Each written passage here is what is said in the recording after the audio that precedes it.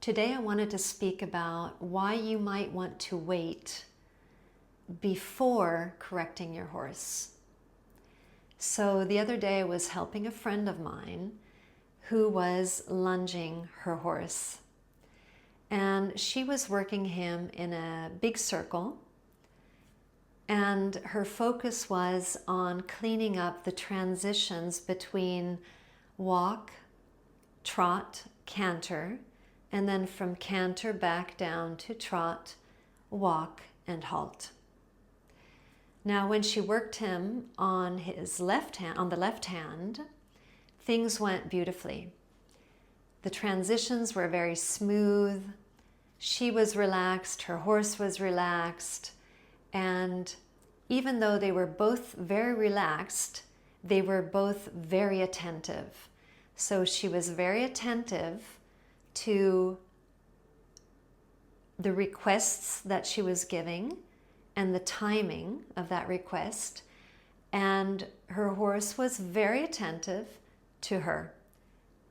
His eyes were often on her, and you could see that he was waiting for her next request. Now, things were quite a bit different when she worked him on the right hand, which is his more rigid or stiffer side, and which is also his more problematic side.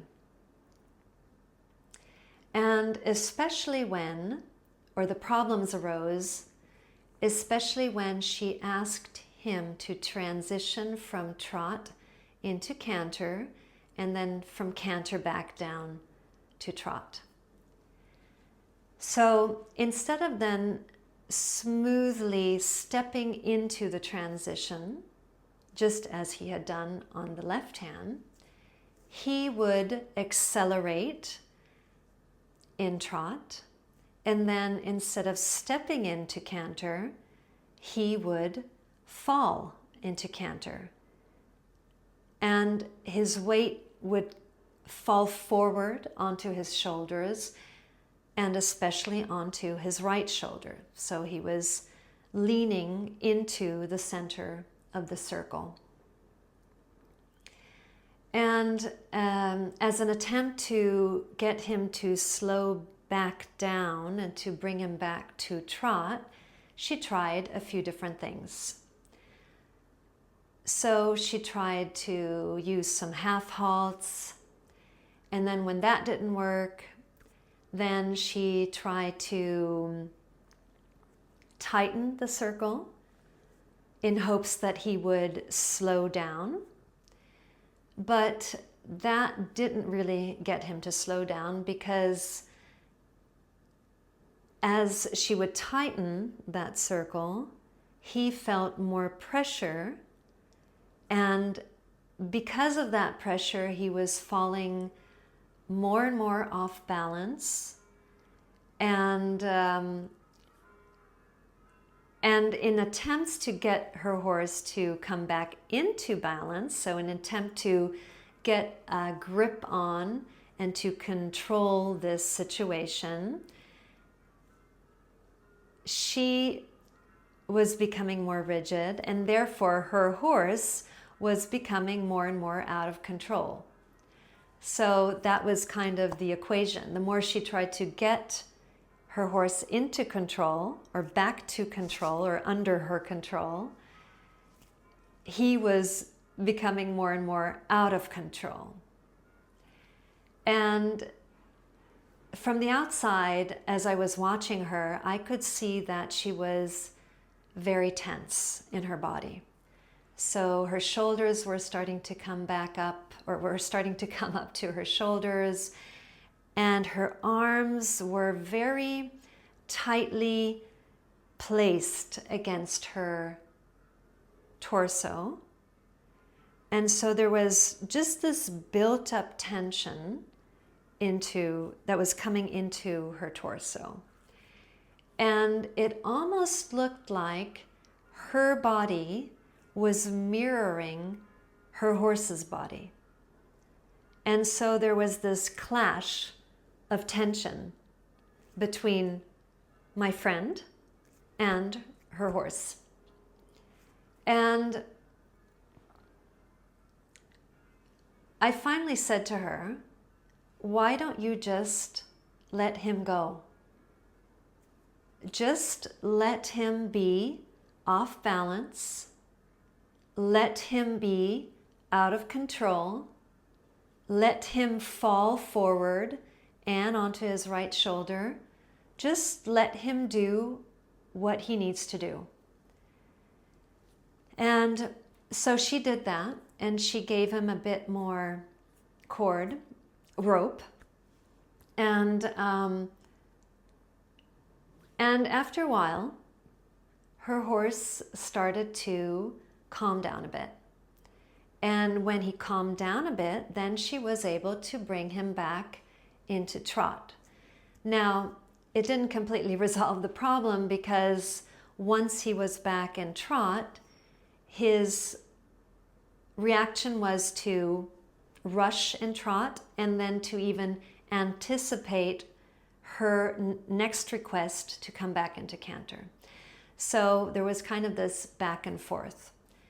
But it did help things quite a bit, because he was allowed to be off balance.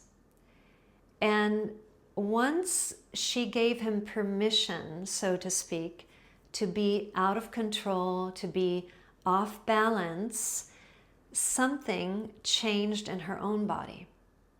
She started to have more control of her own body, and she was starting to release tension. And as she released tension in her body, that was transmitted to her own horse, and then he was allowed to release tension in his body. And so instead of her energy following her horse's energy, her horse's energy started to follow her again. And that made me think about how our instincts can often lead us off track. In this sense, it can lead us away from our own sense of calm, our own center.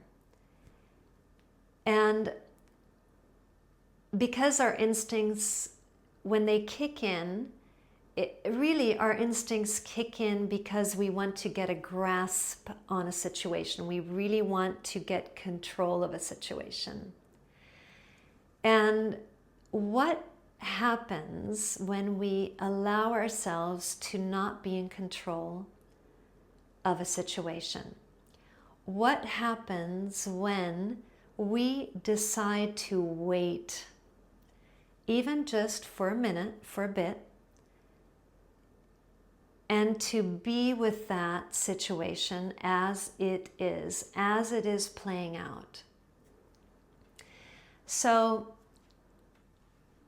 one of the things I suggested to my friend is that instead of trying to change something in the horse, she could start by changing something within herself.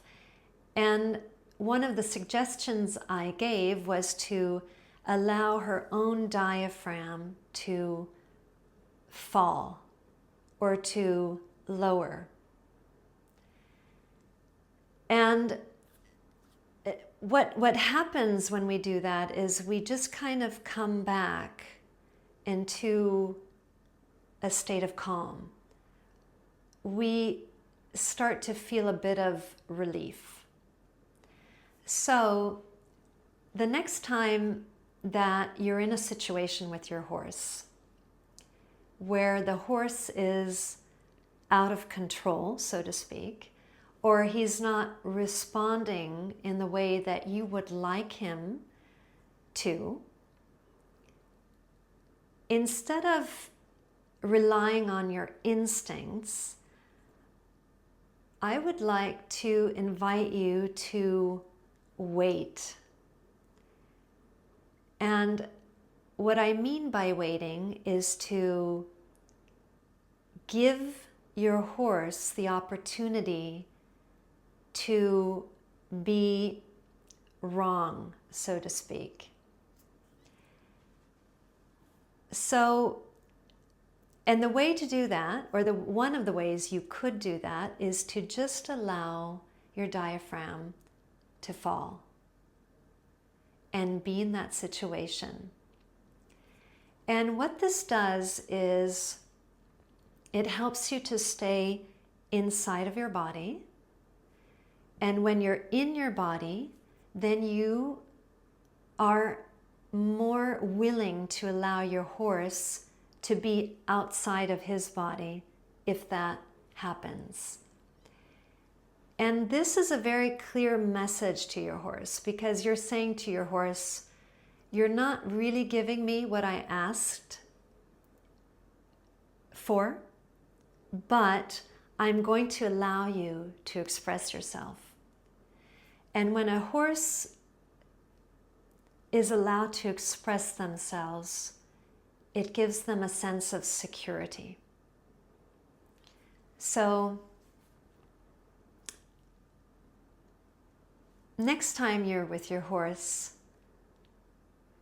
why don't you just try, if you want, to just wait. Before you give him any correction, just wait.